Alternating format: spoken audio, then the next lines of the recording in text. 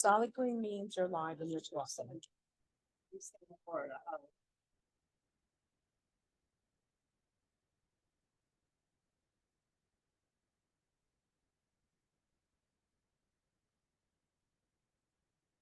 Stay out there.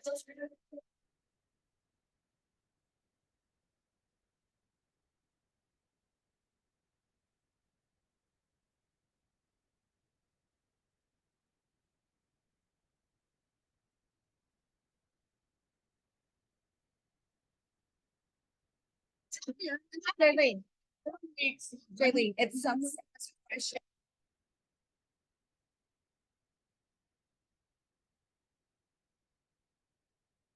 It was on three.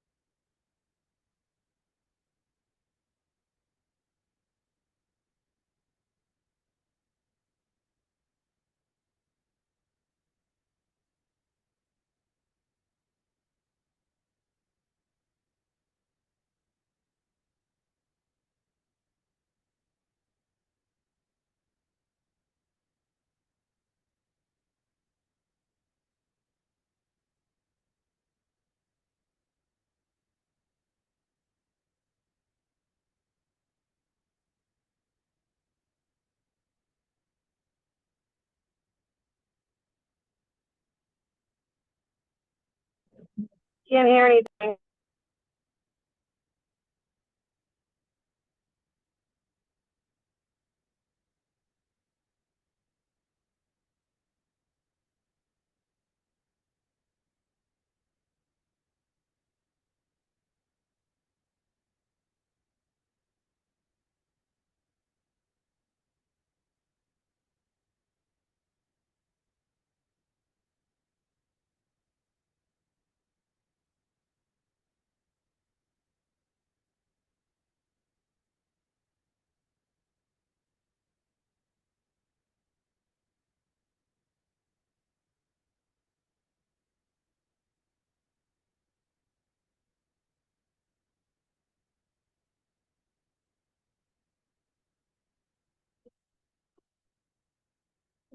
All right, guys, so we're gonna get started.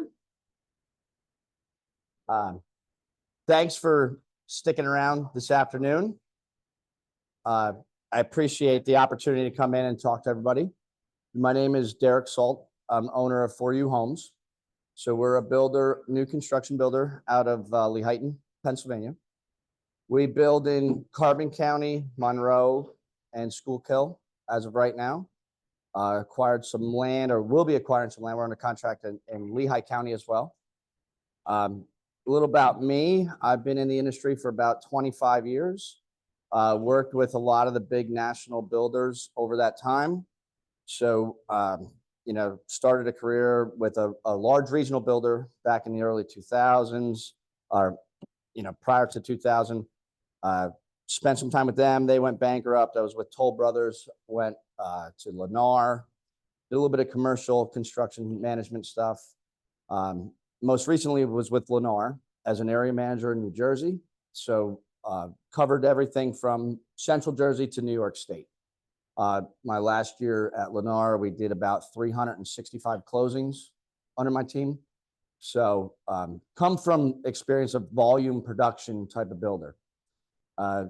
In 2022, I had an opportunity presented to me from my partners that I'm partnered with to kind of join a national building group they're based out of Colorado, but I was number 12 in the country that they kind of headhunted and picked out and said, we want you to partner up with us. That's the financial backing behind the company. But here locally, we just kind of run the operations as we would and as we need to for the market that we're in. So we started up in December 22 is when I went full time with For You Homes. And this year, 2024, we anticipate closing probably 26 homes. So our business model is really an inventory builder. So we build everything on spec from upfront. We like to bring in buyers, you know, midway through that process around drywall, something like that, where we have color selected, but kind of secure that house. We do work with buyers that come to us though, that want a specific piece of property and want a specific home. We will work with them as well. So been around doing it quite a long time. I loved the opportunity. When the opportunity came my way, I loved it because it was something for me to do back in my local community, back in my hometown. So I mean, handling lots of communities and new developments in New Jersey was always great, but it wasn't fulfilling. You know, you lose touch with the buyer, you lose touch with the customer when you have 365 closings in a year. You don't know anybody's name. It's more numbers thing. So now, you know, our scale, we want to stay around that 50 homes, 25 to 50 homes a year is where we're comfortable. We don't want to do any more than that. Don't want to do much less than that, but that's kind of the ballpark we're looking at. So that's a little bit about who we are, what we do. We try to put homes out there that are competitive with the resale pricing for a brand new house. And, you know, I think there's a lot of times we don't have as much realtor participation as we'd like. And I think these are assumptions. And hopefully today you guys can tell me if I'm right or wrong, but I can tell you a little bit about the process. The new construction has a stigma, in my opinion, to the realtor world that kind of says a couple different things. And I think a lot of realtors don't want to drive their customers, their clients in that direction. And I'm here to kind of explain what it's all about and how it can work and how it can benefit everybody. Because our mission really is to make lives better for everybody involved. That's my partner, they live by that, they stand by that, and they're looking to be the world's largest provider of homes. So, you know, we as a network right now, we have 26 builders across the country. My partner himself, they do about 500 homes a year in Colorado Springs. And then we have a multifamily division as well under this building group that does apartments that are either for sale, you know, condos for sale or apartments for rent. So that's, you know, we're trying to get as many people involved, and I'll show you how it makes things great for everybody involved. Does anybody have any questions so far? Because I do like to talk. So if there's ever a question, just raise your hand, stop me. Otherwise, I'll just keep rambling and rambling. But so I think in my past 25 years, what I've learned and experienced and seen is, you know, and this goes back to big national builders, Toll Brothers or Lennar. There's a lot of times where we see very few realtors participate in the sales process. And when we see the few of them, they get on board and they love it because they understand what that process looks like. So in my opinion, we have, and I'm going to use the whiteboard here, but we have a fear of new construction. And I use fear lightly because I don't know what other word to use, but I think there's a fear. And I think I understand why some of this stuff exists. So I can't spell though. So I think, in my opinion, and I hope you guys correct me if I'm wrong, but one of the biggest concerns when we talk new construction is it sounds like a long process. Sounds like you're going to potentially take a buyer there, and it could be 8, 10, 12. We hear the horror stories of builders that take a year and a half to build a home. That I don't know if that's really the case unless you're walking them into a custom home builder. And that custom home builder is probably going to have a disclaimer saying that they don't pay buyer agent commission, something like that, right? Most builders, I can tell you the big nationals, myself, and a lot of smaller guys in the area. I know guys that build 2 homes a year by themselves, do most of the work. They're paying buyer agent compensation. So, you know, but we all have that same problem and struggle with it. So I think there's a fear of it. One, because of time frame from agreement of sale to close. Like I said, I'm going to speak specifically about 4U Homes now. Our time frame is rather short. So we have homes on the market right now that are complete, CO'd, ready to move into. No different than a resale from a time frame perspective. We do, if we sell a house that's at, say, drywall stage, you're literally only looking at about 75 days at the most to get that buyer into the house. We all understand that typical process is usually 60 days anyway, from the time we go to agreement of sale till we close on a home. It's usually about 60 days. So generally speaking, the same amount of time. If we sold a house even earlier in the stage, let's say the roof just went on, we're only adding about 30 days to that. So could it be an extra 6 weeks to wait for some compensation? Absolutely, it could. But in the grand scheme of things, and I get into them a little bit more, for an extra 6 weeks of waiting, so to speak, but knowing that that buyer is okay and you're taking care of them, to me, it shouldn't be a fear. But that's one thing that I think. Another thing I believe is some resistance or fear to new construction is not understanding if there is even going to be buyer agent compensation. I think every builder, if you go on their website, if they will not be paying buyer agent compensation, I think it's going to be disclosed right there on their website. They're going to say, hey, we're going to give you a flat referral fee or whatever the case may be. If it doesn't say anything, I'd be willing to bet from my experience that they're willing to pay buyer compensation. So that's, and I mean, let's be honest. I mean, we're all working to make money. Nobody works for fun, I don't think. Maybe Danette does, but I think we all work to make money. So That's an important part of the conversation. Even when I was with some bigger national companies, if it wasn't a percentage that they paid out, a lot of times they could put bonus programs in place. And I'm not going to speak on anything that I don't know about. So I don't know how that works in the real estate world, if you're allowed to anymore, not allowed to get, tiered, structured, flat rate type stuff. So if you brought a buyer, first buyer, you get 1,500, second buyer, you get 3,000, next buyer, you get 4,500, something like that. The big builders do that kind of thing, or did that kind of thing. And it was not a lot of money, but it was real quick.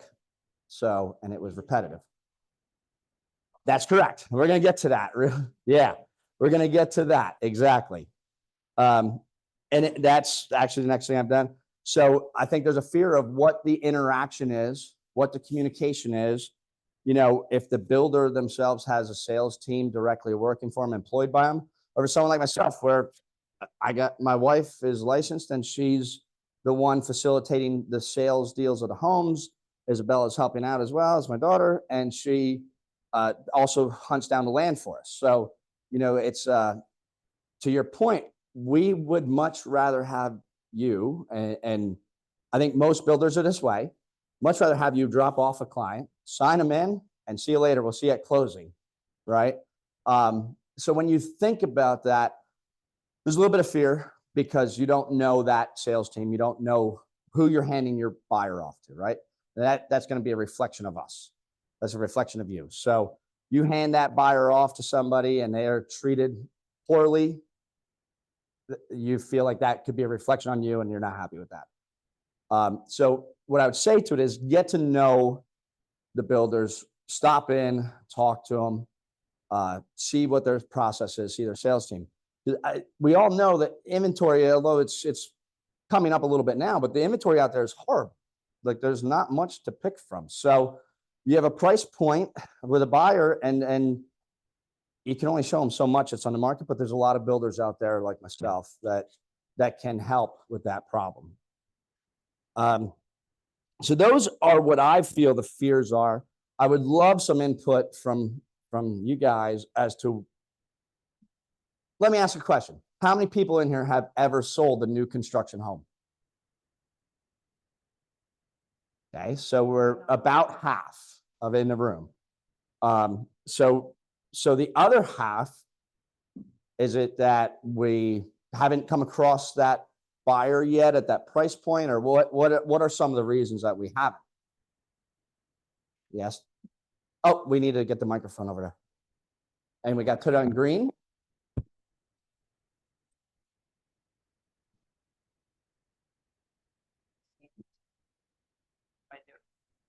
You just talk.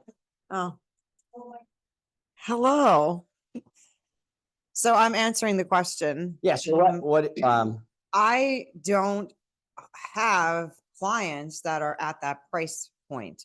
And for new construction, I don't know. I don't know how to get them. I don't know. Do you do like a seminar? Do you put something on social media?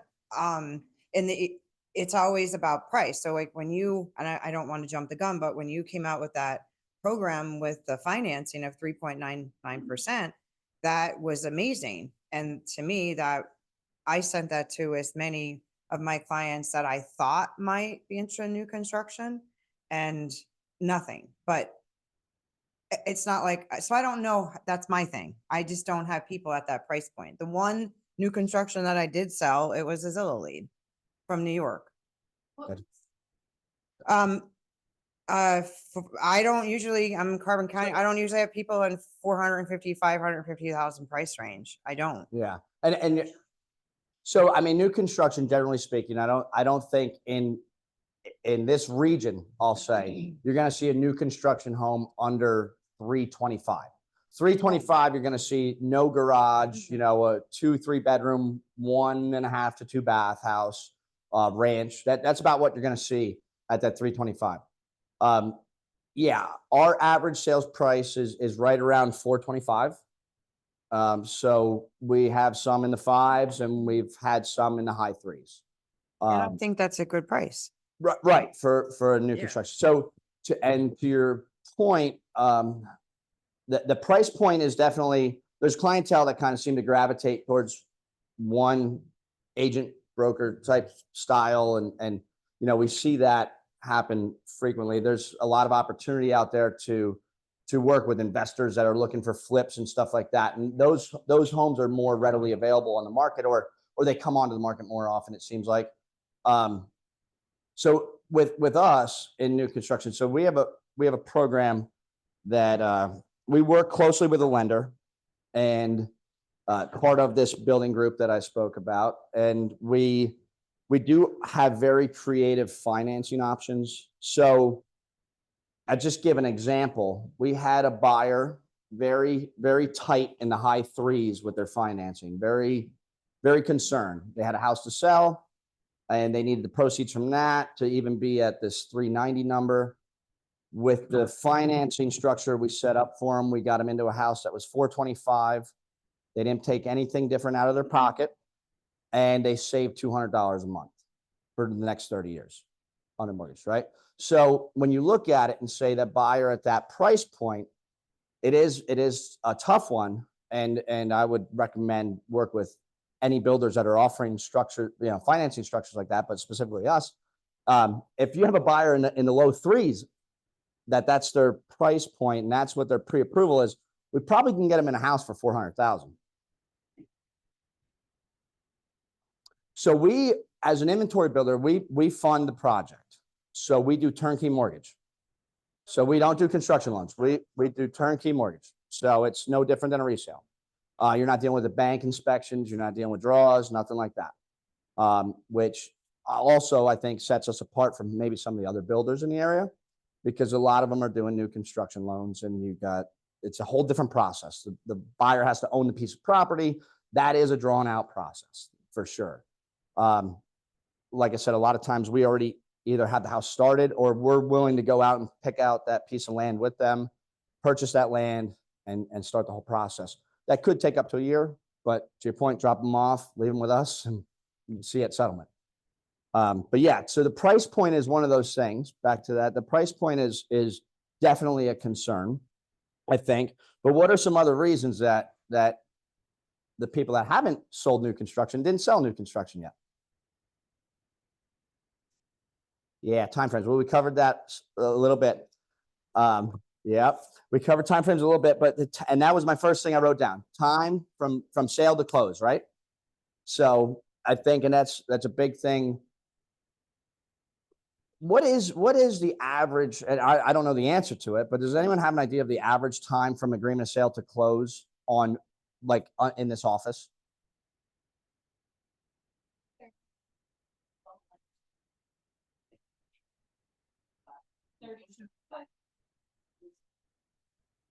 Right. So, exactly. Yeah. And that we'll talk about some benefits as to why you should wait 15 days. But I think most times, for at least for 4U homes, we're not pretty much anything we sell today, anything we have on the market and we would sell that you would see readily available on the market is within 60 days. Most of it is within 30. I mean, we have 4 homes right now that we could close in tomorrow if it was a cash deal. So that's one of the big ones, though. Any other reasons why we haven't done it? Absolutely. I hope you see some. Yeah. Yeah. So we do have some flyers then with what's listed today, but so any other reason or any other fears that I missed, or can anyone provide any other input? I'm not going. You know, real. Oh yeah. So we definitely talked about that as well. That was number 2 on my list, right? But that's good. So here's what we got. We got the time frame, we got the pay, and then we got the unknown of the interactions with the builder. Like, you know, what's your involvement? Like, do you have to go to a color selection appointment? Do you have to show up to this? Like you know, no, you don't. You don't. Nobody would want you. No builder out there would want you to be there for any of that stuff. Yeah, I think you should do a final walkthrough. Because there is this level, there's a level of responsibility, right? Like you're working for that buyer. So you can't just blow it off. Right. Right. And I say most builders should be updating your clients every week, and you should be in that conversation. So that should be. So that's what we're trying to overcome, is those fears. And I want to talk a little bit about the benefits of working with new construction. So with the fears, then we got benefits though, right? Because the benefits, if the benefits outweigh the I don't know how to spell, so forgive me. I think it's like that. The benefits, if they outweigh the fears, then we should see more realtor participation, right? So that's kind of where my head is. So we'll go to the first thing that Danette had mentioned earlier, and that's the pricing and the incentives, right? So we know if a house hits the resale market today at 325, and you're in a market that nothing hits between 300 and 400, and you have a buyer that's in that price point, you better make an offer today, because probably somebody else is tomorrow if you don't. So with new construction, we can be a lot more flexible, not necessarily on list price, but For Your Homes definitely can be much more flexible and creative with the financing side of it and the pricing to make sure that the buyer wins when they come in the door. I speak only on our behalf here, but we're looking to work with buyers. If I had a house today, even that if it was completed and they needed 60 days, 75 days to straighten something out, we can structure it that it works out for them. So you're not going to see that with a resale home, right? I think a resale, it hits the market, your buyer puts an offer in, you're going in as best you can, and if they get outbid, it's gone. See you later. We're willing to lock up a house, work with them, because ultimately the goal is just to, as I said earlier, make lives better for everybody involved. So if we can do that, it's a win for us. Some examples of that, like say somebody just has too high debt to income ratio and they have $8,000 left on their car payment. We can figure out how to pay off that car, include it in the sales price at a good interest rate, and get them in a house. So you're not going to find that with a resale. You're not going to see someone creative on the resale market trying to be flexible. Okay. So what bank processes your financing can we, as the agents, help to the buyers to get pre-approved before referring them to you? Yes. So we work with Guild Mortgage. I can have Isabella share the contact information with our loan officer, Haley, and she goes through a 15-minute process pretty much over the phone, gets them pre-qualified, they'll understand where they're at and go from there. What I would say to that though, as well, is anyone that comes to an agent with a pre-qual letter in the mid threes, we can put them in a brand new house. There's not a doubt in my mind. How soon we'll have something available that we can get them in. There's some other parts to that equation, but if they're approved at 350 today, we can get them in a $400,000 house. I guarantee it. So that's Haley would be the first step, and then we would go from there.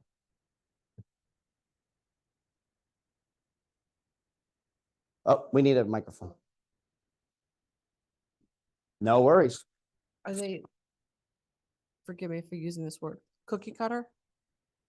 So I know that's about. no, I would say we're an inventory builder, which means we have 6 plans that we use. I'd like to believe that, and again, we'll share. You can check out our website, foryouhomes.net. That has all of our plans on it. But are they production homes, track homes? Somewhat.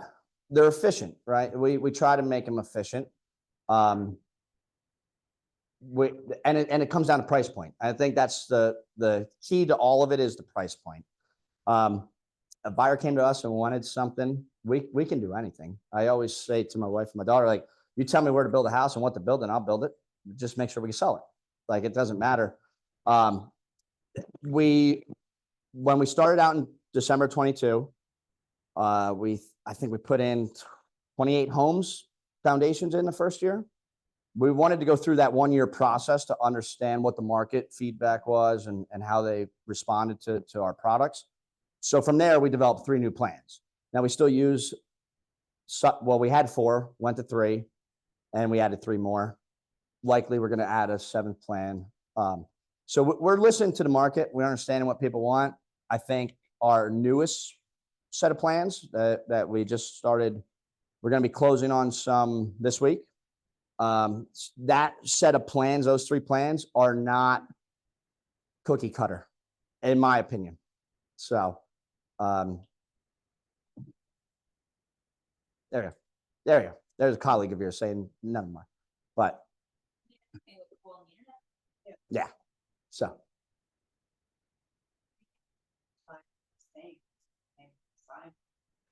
But also, how many people call us and say, how many of the exact same 3-bedroom, 2-bed ranch we sold 900 times? And that's where I would go, right? So any town around here, you're gonna have the same 3-bed, 1.5 bath, half a double, over and over and over and over again.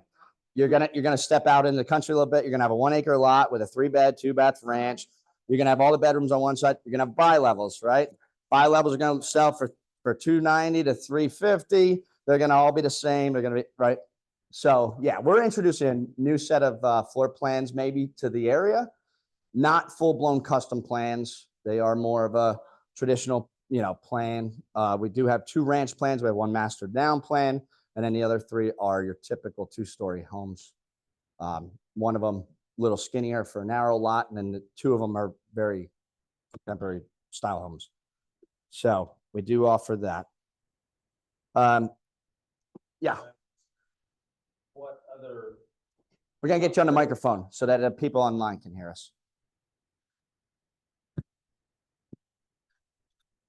And I don't want to go too much into it, and I can look probably on your site to see what, maybe it's going to the cookie cutter or the contractor grade and or what upgrades are Great point. available. Yeah, so we don't sell upgrades. Okay. We don't sell upgrades. We try to give, our thought process on it, our mentality is we want to do everything in that home that the buyers don't have to move in and touch a single thing. They don't need to upgrade anything when they move in. We do a custom color paint on the walls. We do white ceilings. We do trim, contemporary trim, modern trim rather, but we do the tall baseboard. We do white vinyl windows. We don't do the black. We didn't get into that part yet. We do LVP flooring pretty much on the entire first floor if it's a 2-story house, with the exception of like a flex room or something. On the ranch plans, you got LVP flooring everywhere but the bedrooms. Carpet in the bedrooms. We do shelves in the closets right from the start. We do mirrors, LED lights throughout. So there's, inside the home, there's not much. Our cabinets are very good quality. They're all wood construction boxes. They're soft closed drawers, soft closed doors. They come in white and gray, shaker style doors like that. We don't take that shortcut to get you in the door at a low price and then try to put it up. We do granite countertops, granite in the bathrooms, stainless steel appliances. So that's our spec. Yep. So that's the spec, and we it's the products and materials that are being pushed today. A lot of builders. So, and I look at other builders, right? So we look at some homes that are similar to ours, and they're maybe on the market $20,000 less. We walk in, there's a lot more carpeting, there's Formica countertops, cheaper trim, cheaper cabinets. So when you do all that and you add it up, it equates to the same, but I need to go to sleep at night knowing that I didn't take a shortcut with the buyer. So it's just, we struggle on that front on what our costs are versus our sales price. But because if you could save a little bit here, save a little bit there, but then the buyer ends up the one hurt in the whole deal. We had a question up here. You build any houses priced under 300? So great question. I would love to build a house under $300,000. I absolutely would love to. If someone can show me where to buy the land to be able to do that. So we need public water and sewer, and we need a lot for about $7,000, and I get you under 300,000. Outside of that, I'll say, and this probably just more for knowledge, on a new construction home on a 1 acre lot, I would say anywhere in this region, 1 acre lot with well and septic, the builder is probably at $100,000 before they start digging for the foundation between the lot, well, septic permits. Cost. So $100,000 cost, right? And everyone in here works probably for 2.5%, 3% of a sales price. So if you just take that into the account, now it's called 105, 103. And next thing you know, that's before you put a foundation in. So that's it's very, very hard. I would say our costs, and I'm not afraid to share it, our costs typically float between $290 and $325. Direct cost, land, improvements, and house. That's not overhead. It's not keeping the lights on. It's not anything indirect. That is direct cost to that house. We have some questions. Microphone? Danette already went, but I think we have one in front of her. No. Yes. Yeah.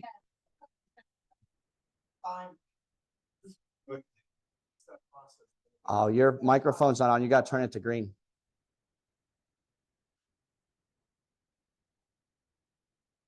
Yeah, just push it. Yeah, as long as it's solid.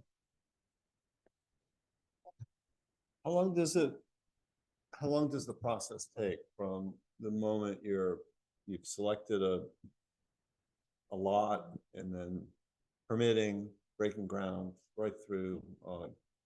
So we go from land acquisition to completed home, and it all depends on our volume and our start cycles. I would love nothing more than to buy the lot the day I'm ready to start it. That definitely would benefit me. But so From the day of breaking. So day we're breaking ground, that home's ready in 5 months, 100% ready. A lot of times 4 months. Biggest holdups, utilities, PP&L is very difficult to I've work with seen it. sometimes. He's not So, lying. I mean, I could have a house with carpet in it before PP&L comes and hooks up the power, and that's a routine thing. So say 5 months from the time we break ground to the house is 100% CO'd, ready to go, move in. Polk Township is the furthest so far. So yeah, we're always looking for land. If anyone has a good lead on land, like I said, our sweet spot is really between $18,000 and $22,000 for a lot.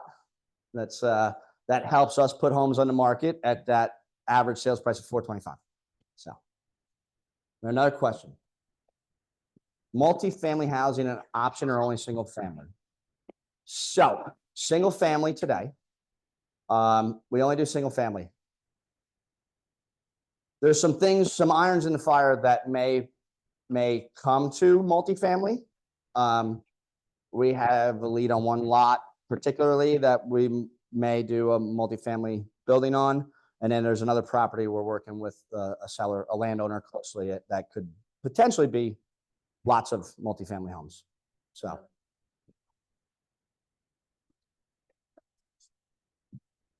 what's our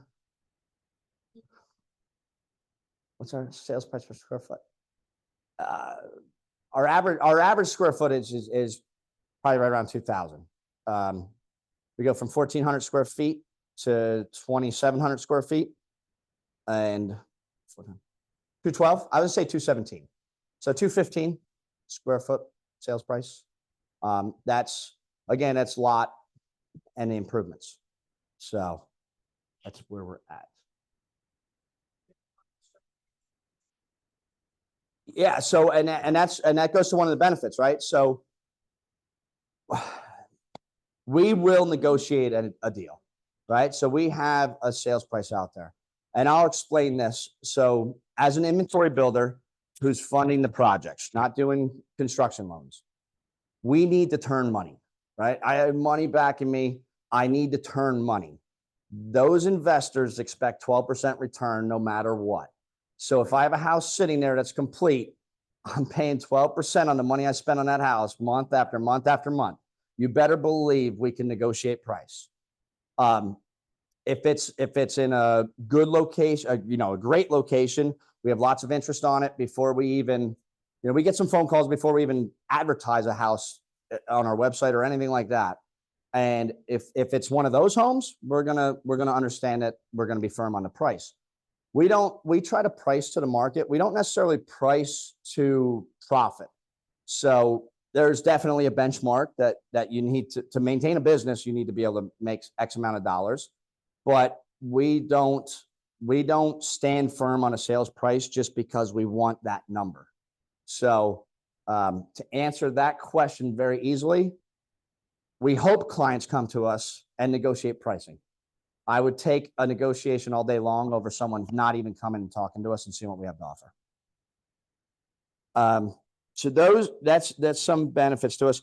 I'm going to go on to the next benefit, which I think is very important. And I believe maybe in the next couple of weeks, we'll actually send out some invites to join us out in the field at one of our homes. So a new home and code compliance, and I don't care who the builder is, there's a code that gets inspected to, and today's energy codes are so stringent that it's a benefit to any buyer that's out there. I mean, and we could discuss if we agree or disagree with how tight a house is today and if it breathes and if it's going to be good in the future. But I can assure you, a new house today is a heck of a lot cheaper utility bills month over month than what that home is. Oh, they test it numerous times, numerous ways. And that's what we're going to have a seminar out in the field, and we're going to go through all that testing and the compliance side of just the energy package itself. This region, for your guys' knowledge, this region has been doing that part of the code, bless you, for some time now. So there's other parts in the state, a little further south and definitely in the middle southern part of the state, that they're not being held to that standard right now, but they're going to be forced to. So those markets are going to see new construction go up probably about $40,000 a house, because they're going to have over $20,000 in cost associated with meeting those regulations. But we've been doing it here for a period of time now. So over a year, we've been doing that code compliance. So, well, permits 2 years ago, I would say. Maybe start 23, permitting 23. So let me turn this off. But the answer is no. But the amount of testing that goes in. So just think of this. So if you have a buyer that right,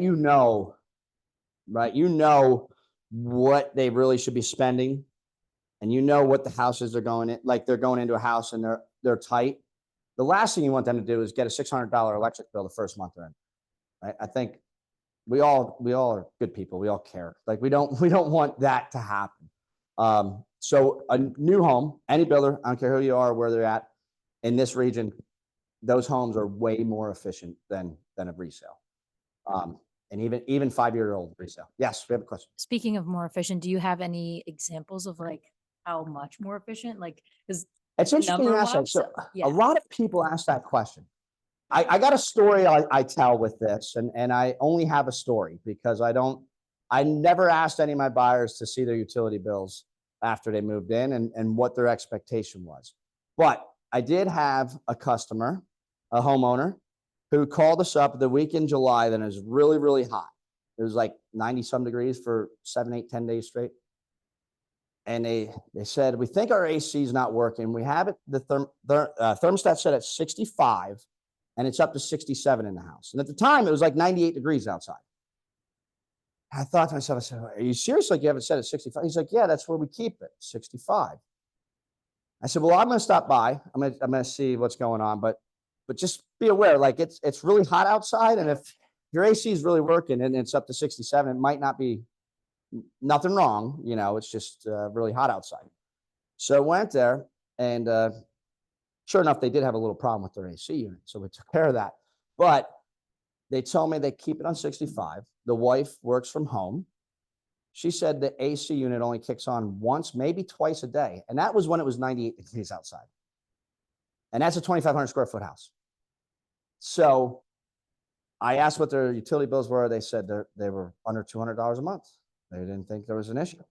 So they were right. There was a little issue with the AC unit, had a little leak. So we took care of that. But I know for a fact, in the home we live in today, there's no way I could keep it at 65 and have less than $200. And it's a smaller home than 2,500 square feet. So I can say that. Yes. I don't think you have the numbers that you have if your home had issues. You wouldn't continually have the growth that your business has. Oh yeah, for sure. So that's a benefit, right? So to know why you bring buyers to us is next thing here, post-closing experience, right? So you're right. And I'm a pretty humble person. I don't like to brag or toot my horn or anything like that. We have, I don't know, 20 some homeowners. I don't know. Every single, and so my partners who have the money, they survey our buyers, right? Rightfully so. They don't want to keep funding somebody's operation that isn't doing right to the customer. So every survey we've received ever since we started closing homes, 10 of 10 would recommend us as a builder. 10 of 10 had experience. Every single one of them is yes and 10 to the experience. So I'm not looking for a pat on the back. I'm just trying to say, bring your customers to us and rest assured they're going to be taken care of. Like there's times I probably go above and beyond when I don't need to, but it's just what we do. It's our name. It's who we are. And I think it's just the right thing to do. So we definitely can accommodate a buyer much better. And I always talk about this because I think it's really important. So me and Jaylene we have a big blended family. We've moved numerous times and I like telling the story. At one point we moved 5 kids, 2 cats, 2 dogs, and 8 chickens, closed on 2 homes the same day, sold the house and moved in the next one the same day, right? We were outside the title company with a trailer with a chicken coop on it with the chickens in it. We've been there. We've done it. So we have buyers that come to us all the time. And if you're experiencing that where they got to close on this one to move in this one, we can always sign a release and they can start moving their stuff in the weekend before. Like I've been there. I've done it. It's painful. And buying a home is supposed to be a good experience, whether it's a resale or new. It's supposed to be fun, exciting. There's nothing fun or exciting about that. So we understand it. Again, when I was with the big builders, the national guys, there's no way, no shape, no how. You don't give us the money, you don't get a key, period. Like that's the way it works. Small local builder, we don't have the red tape. We can work with buyers definitely on that front, which I think is very, very good. Because again, you're not going to find that on a resale at all. The other thing that comes with post-closing experience is warranty that is included. And a little bit of maybe education or knowledge for you guys. So warranty programs, whether it be a builder or whether it be resale, you always got to read the fine print, right? So I don't know about you guys, but if I go to buy a used car, only a couple of years old, and they want to sell me this warranty and it's only an extra $60 a month. And you start doing the math and you're like, well, okay, so I'm going to spend $2,800 on a car that's only got 20,000 miles on it.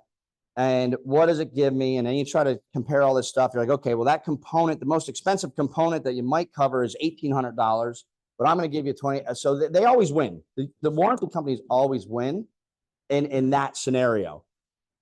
So as a builder, what we offer 1 year, we like to call it bumper to bumper warranty on the house. Now, if it's your neglect or your lack of care or concern, well, it's not our maintenance, but it's our home to cover under warranty. So We do come in and we do drywall touch-ups at 11 months. We repaint the house where we do the drywall touch-ups. If the ground settles around the house or any electrical trenching or septic or anything like that, we take care of that up to a year. Anything and everything, right? So, but what's unique about us, I believe, and what's pretty cool is we offer a third-party backed warranty for 12 years. So that 12-year warranty is the residential warranty company. It's they're a third party and they have a 12-year structural warranty. We pay for that warranty to be on that house. And the way it works is, so there's a couple of those companies out there, RWC, PWC. The way it works is, my homeowner has a concern and they feel this is covered under warranty and it's year 7 in the house. What their responsibility is to contact the builder, contact us. Our responsibility is to go out there, inspect it, see if it meets the requirements of being deemed warrantable per the guidelines that they get in the booklet. If it is a warrantable issue, it's our job to fix it. If we don't fix it, this warranty provides the process and the path for that homeowner to get the repair done at no cost to them. Right? So I like to look at it as a life insurance policy on the house, right? It's a term life insurance policy on the home. So it does expire after 12 years. But if we don't fulfill our obligation, that company will come in and take care of it. So it's a paid for warranty. It details an arbitration process so that they don't have to have legal fees. That company has representatives. And again, not to brag, but I don't think another builder my size could be backed by that company unless they had the experience I had my first 20 plus years in my career. So I've worked with RWC, with Toll Brothers. I worked with them with Orleans, Lennar, built a reputation with those guys. They trusted me. And that's what enabled me to buy that RWC warranty for the homeowner. So that warranty process, like I said, even on a used home, maybe you can sell them a warranty. Maybe it covers something, but it's not a joke with what we offer. It's a real thing. We have a question back there. Yeah, turn that on. Was it off? Oh, no, it's good. If you go to the property and you find that the repair isn't warrantable, do you guys fix it then and there? Do you have to reschedule? Are you guys even responsible for fixing it? Like, can they If it's not hire covered you? under warranty, depending on what it is. So I would say this, we've never had that scenario come up. So most of your structural issues are what's covered for 12 years. Mechanical systems are 2 years for parts and labor through that warranty system. So even if my contractor only covers it for a year and it's year, 1.5, I'm responsible to pay my contractor to make a repair that is not technically under warranty. If it's something that's totally not covered under warranty, we're gonna inform the buyer, we're gonna inform the homeowner, hey, this is what the scenario is. This is your way to go about it. This is what you can do. See ya.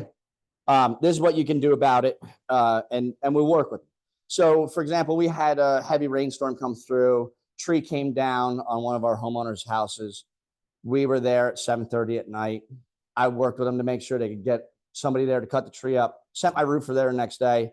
This tree had nothing to do with me, not my responsibility. But my roofer went there. He went and inspected the roof. And he needed 6 new shingles. He put them on. Like, we work with people that are good people. I'd like to believe. So I don't want to say, and I told that homeowner, I said, look, I'll work with you. We'll make sure it's all good, but call your homeowner's insurance company. Like, go through the process. And in the end, I think they actually won. The homeowner did it through the scenario. But so that's the way we approach it. I'd like to be able to either explain why I'm not going to do it or just do it.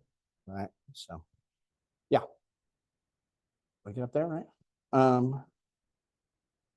So the warranty. All right, I want to just open it up for anybody have any questions about new construction or about for you homes, about any of the stuff, what I'm looking for land, what you guys might have for buyers, any of that stuff. We go back here.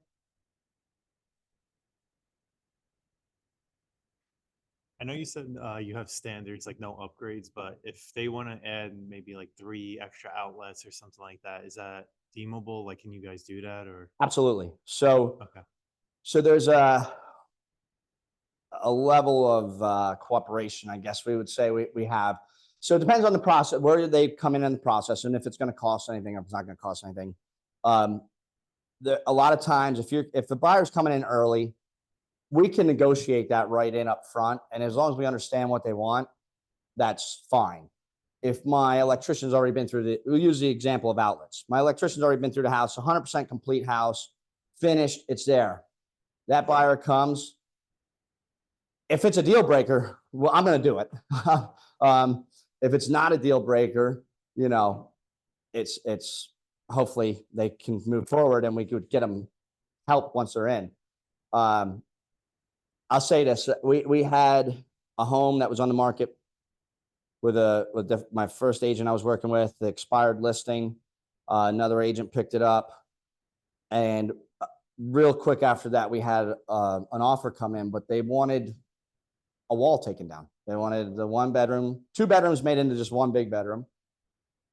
And they made an offer that reflected a little bit higher than list price, and it was done. So, it took us a week to do the work. They still closed in 3 weeks or whatever it was. But so, yeah, we're flexible. Definitely. That's the way I can say it. We're flexible. Thank you. You don't have to go to the gym today. Okay, I had a peculiar situation. I had a person that was looking for a lot that wants to build in the next couple of years. I personally had a lot in Big Bass, and I showed some other lots. Big Bass is very rocky. I don't know if we're going there. Yep. Built a couple homes there. The lot that I had picked out for them had a very gradual upward slope, which was great. It wasn't heavily wooded. To me, it looked like a good building site. And they're like, "Oh, can you get your builders to come out here and tell us what it's going to cost?" I'm like, "No, that's too much to ask. What could I have done differently? And was I on the right track?"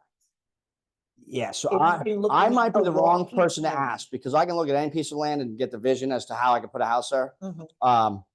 But that's what I do for a living, right? So now I think There were some that I immediately ruled out. I was like, "Well, this is going to cost a fortune so. to do the site work." If there's significant slope, it's obviously that there's a lot of dirt movement and there's a lot of work to be done. One key thing is you never want a lot that's totally flat, level. I'll say level, right? Because it can be flat, but it can be on an incline. So then that's slope, right?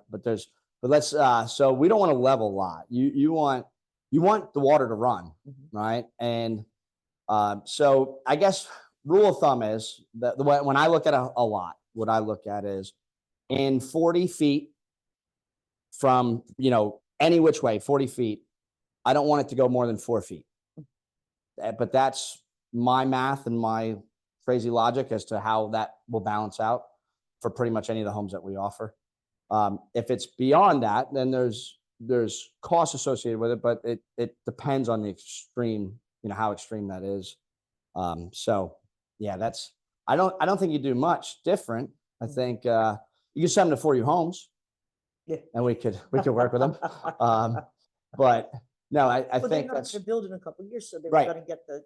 want to get the lot, have that secure. How am I going to ask builders to go out there and give?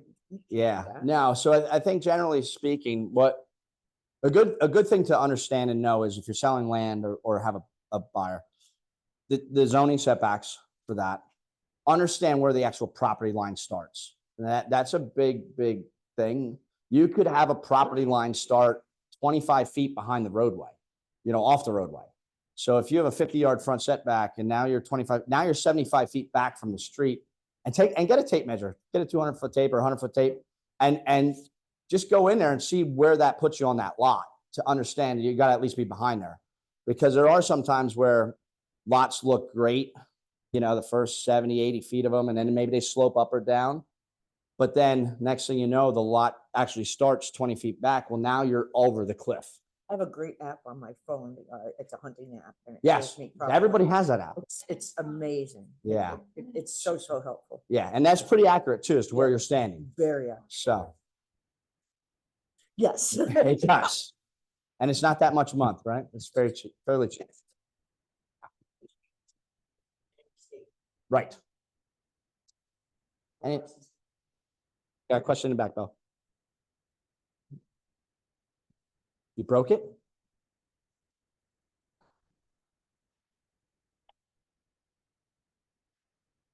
My voice is a little raspy though, but just so I'm clear, you have some houses that's already ready to go for buyers, and then you have some homes that if they buy their lot, then you can build on it. But if the buyer is ready to buy right now, they don't want to build, you have some homes that's already set and ready. Yes. And I believe, and I could be wrong, but I believe that the buyers shopping from the couch, which is where most of the buyers are today. I doubt you have a laundry list of people that you're working with that just came to you and didn't already search for a home. I think they exclude new construction because they have some of the same fears that we talked about. And that is a big obstacle we're trying to overcome at For Your Homes because we do have homes ready. Do we have some flyers? So, yeah. Do we have enough? You have more? Well, yeah, we can hand them all out. But these are some of our homes, and 1, 2, 3, 4. 4 of these are 100% ready to go today. But they are not a single community, but they're all. One of them, we have a house in Jim Thorpe, like in town. Do you need more copies? Wait. But yeah, we have one in the town of Jim Thorpe. We have a couple that are in different communities. So yeah. We haven't gone to Pike yet.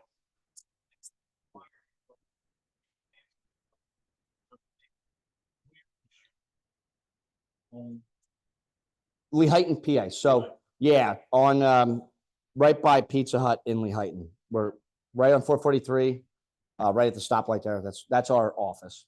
Yeah.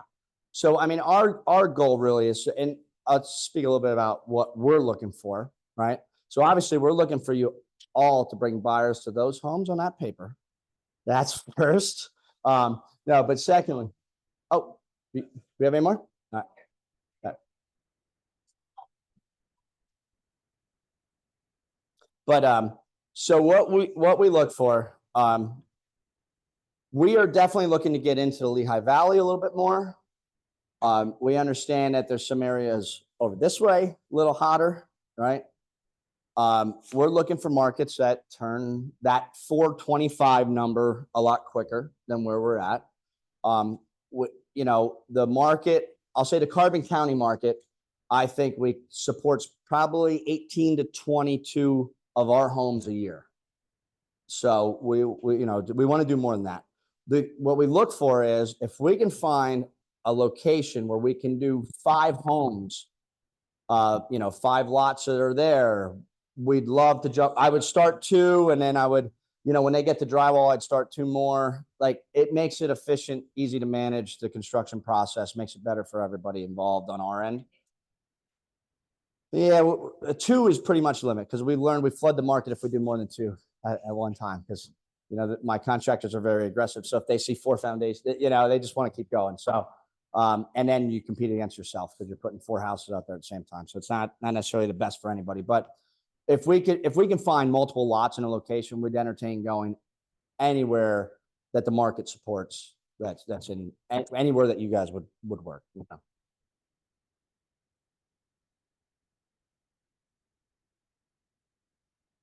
So to answer Amy's question, if you have a buyer that's pre-qual for 300, then they can afford one of your homes for 350. We would want them to talk to Hallie, go through Guild Mortgage, understand. And again, so our 350 homes they're tough. We don't have anything on the market at 350 right now.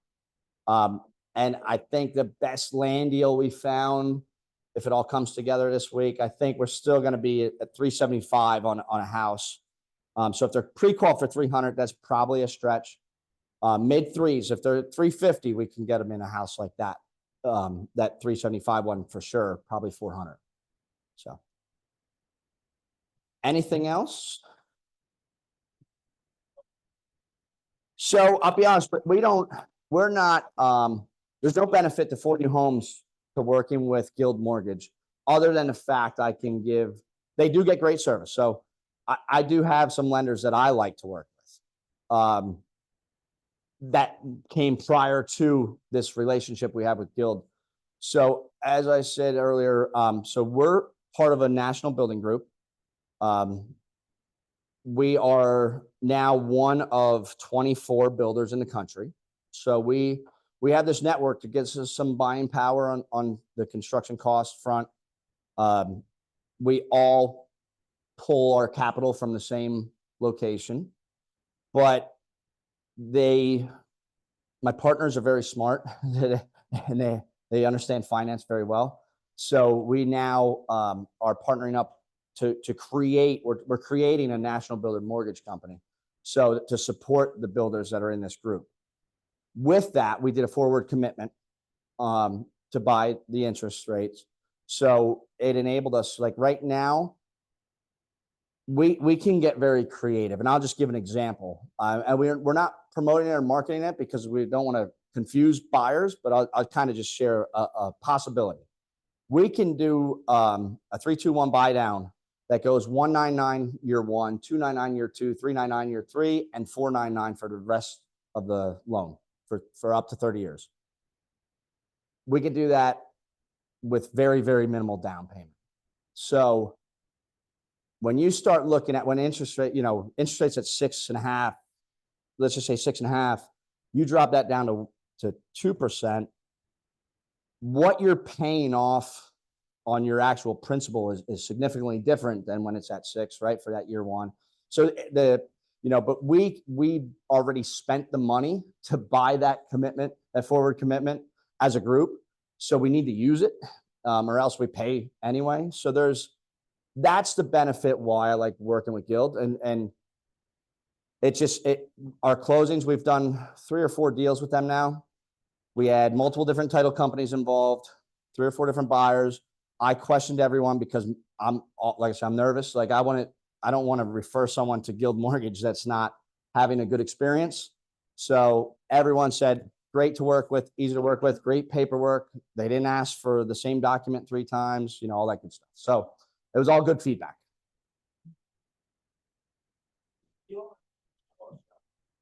I do have a bunch. Absolutely. So much. Yep. So the last thing I want to just touch on is what we look for in land. And I know I've mentioned it briefly, but so we want whatever the buyer wants, but we want it at the right price. So most I think lots around here are typical acre lots. I would love to find multiple lots in an area that had public water and sewer. The utilities kill us. And total transparency, we budget $25,000 a house for septic, and we budget $12,000 a house for a well. And we also have about 10 grand in cost just to get the site ready, get the ENS controls in, and then another 3,500 for permits. So I just rattled off a bunch of numbers, but it's substantial. So when we do a well and septic, our lot, it's the sweet spot for us to hit the market where we think we need to be at on a price point. Sales price is about $18,000. If it's public utilities, we can take that and we can go up about 25,000 more.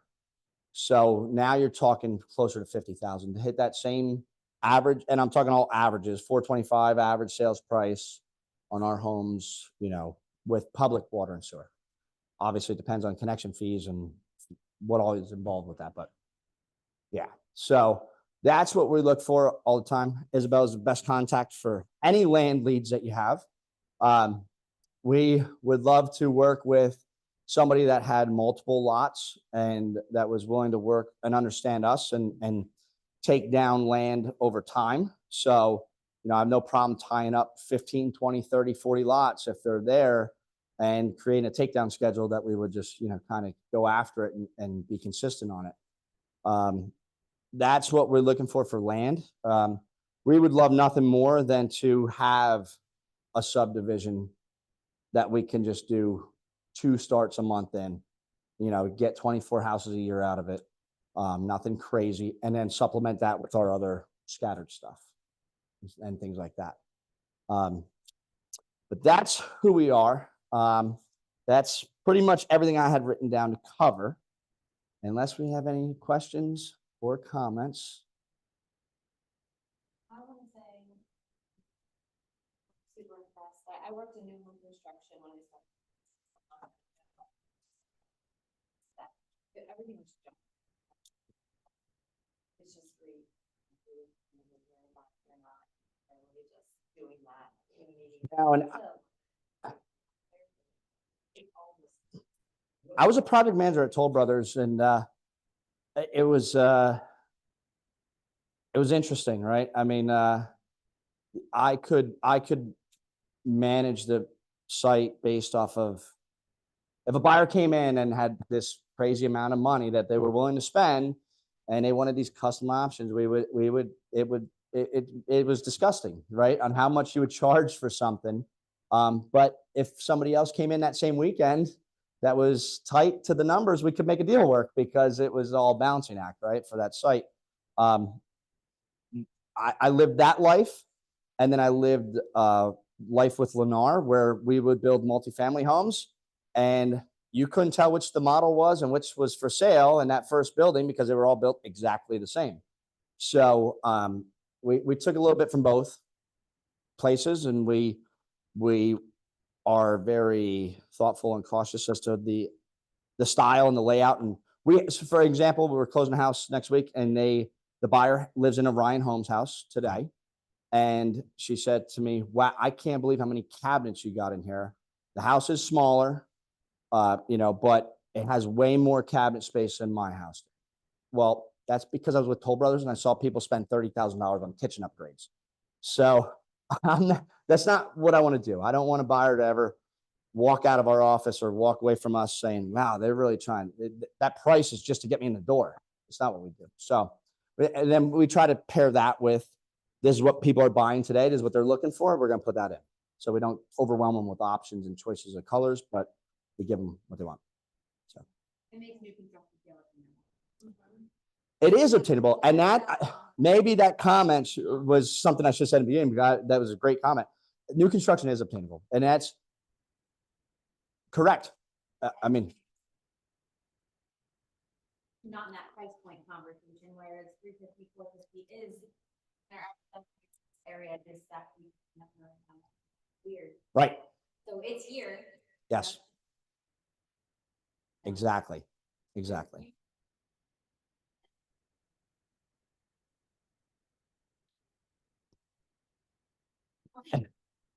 It's It is sketchy. Well, the note that I never said I worked with Ryan Holmes. So. Turned down a job there. Never. So, they understand the conversation. They're into a loan and give them a year and a half or something to perform on, but yet we're promising an interest rate. And I was like, you gotta get out. He's like, get out now. yeah, and that's one of my fears with recommending a mortgage company, right? So I have my go-to guy that we've worked with for years on our own, like personal stuff, who can do some really cool things with financing stuff. But I don't want to give our buyers the impression that we're forcing them to use our lender. I just really want them to understand the opportunities that are there with that lender. And I think they're pretty unique. Otherwise I wouldn't even mention them.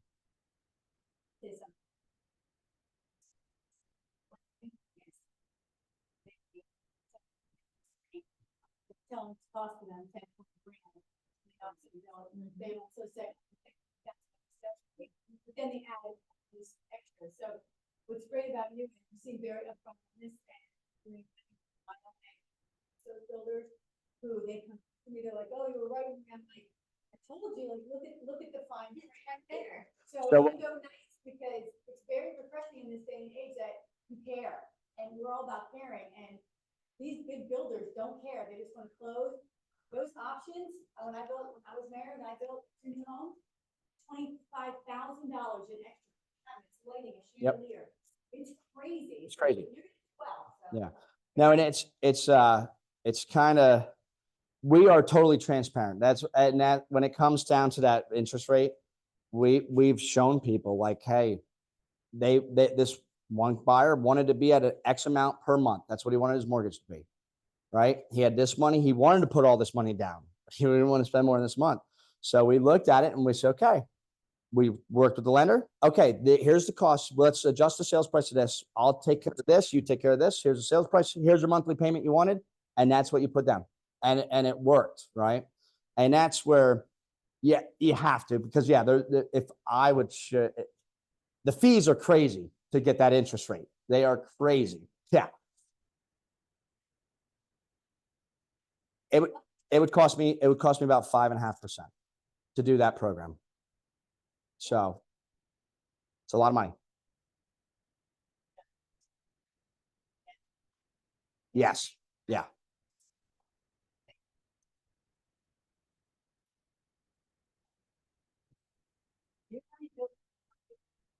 We're not giving you the house unless you use our lender. Right.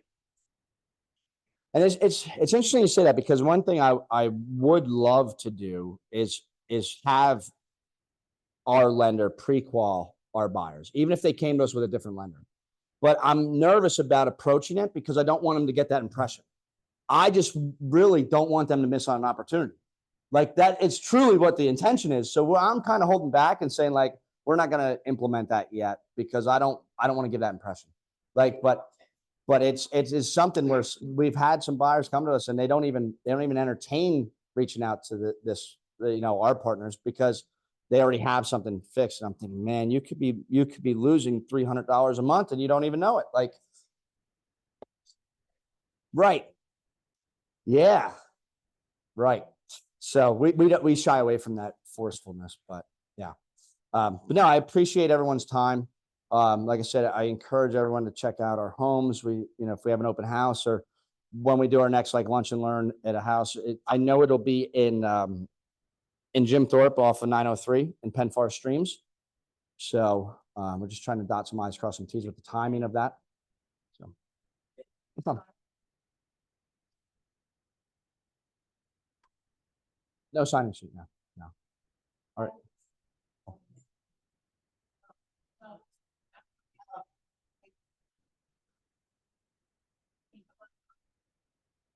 Yep. It's okay.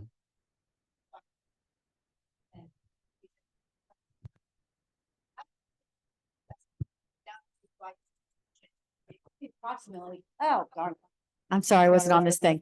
As a lender, I've had the problem of the taxes, right? The taxes telling us what it's gonna be, and then it's double when they get, a couple months after closing. How accurate are you giving them that new construction type tax when you haven't finished building? So I'll start with this. I'm not a licensed agent, so I can Right, say pretty much okay. anything I want, right? And I can be wrong. But I think we're pretty darn good. I think we're Okay. pretty close. Yeah, so we have a Okay. good contact with tax assessor. One I bought a lot off of, and the other tax assessor is my aunt. So It's so we're wonderful. pretty damn close every time. But The taxes make a big difference in their debt to income. correct, yeah. And sometimes So- it falls apart late in the it's game. interesting. Stating. At the beginning of the year, so the way the tax assessor works in Carbon County specifically, I'll talk about, they pull the permits they don't look at the CO date. It's actually by permit is what they do to do their tax assessments. So it seems interesting because at the end of the year, like this time, they'll start actually assessing my homes that haven't even finished yet It's great. because they pulled permits. So there's been times where we have the tax amount before the house sells actually. So no payment shock. Right. That's fabulous. That's fabulous. Well, yeah, that's what I usually do, but in New Jersey, it's pretty bad. So Yeah. I think we're close enough that it would never influence whether or not they can afford it. Right, that's great. Put it that way. Okay, I truly believe that. Yeah. thank you. That's a big And we deal. have good comps too. So like we Yeah. do know what they Right. best at, Right. back to that kind of cookie cutter comment or whatever you want to call it. But if we're building 6 models over and over and we've done 20 some closings, all in like Carbon, Monroe, Schuylkill County, we kind of know what the taxes are. So it's pretty close. Yeah. But great. Thanks everyone.